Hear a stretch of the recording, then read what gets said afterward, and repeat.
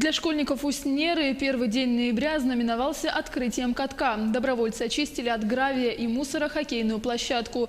Залил каток с помощью водовозок, представленной предприятиями «Теплоэнергосервис» и «Сарылах-Сурьма». С подробностями наши корреспонденты.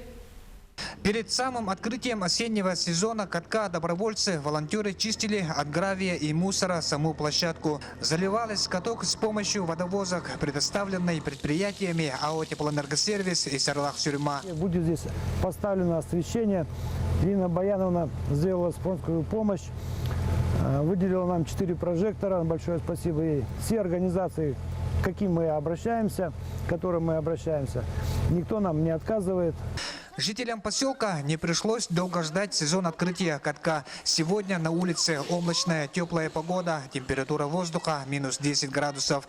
Поэтому все с удовольствием надевают коньки и выходят на лед. Тем более сейчас на дворе у школьников каникулы. Наконец-то у нас начались каникулы, стоят не по-зимнему теплые деньки. Можно выйти во двор и покататься на катке. Кстати, очень круто, что его построили и опять начали заливать, потому что в прошлом году нам было мало времени дано покататься на нем. Кто-то уже давно увлекается катанием, а кому-то пришлось впервые надевать узкие стальные полозья. Здравствуйте.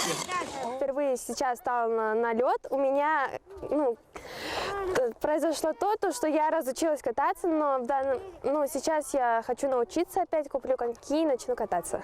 Но сегодня особенный день, чтобы вместе с ребятишками выйти на лед. Если нет с собой коньков, то можно приобрести коньки на прокат. Мой размер 34. С 33 размера там на 44 размер идет коньки. Женские, мужские идут. 3 года назад уже мы начали, учителя физической культуры, начали делать прокат коньков.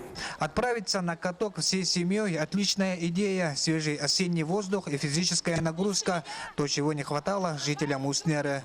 Скоро здесь установят уличные освещения. Тогда будет возможность и взрослым после рабочего дня прийти развлекаться. Артур Старостин, Аймиконский район.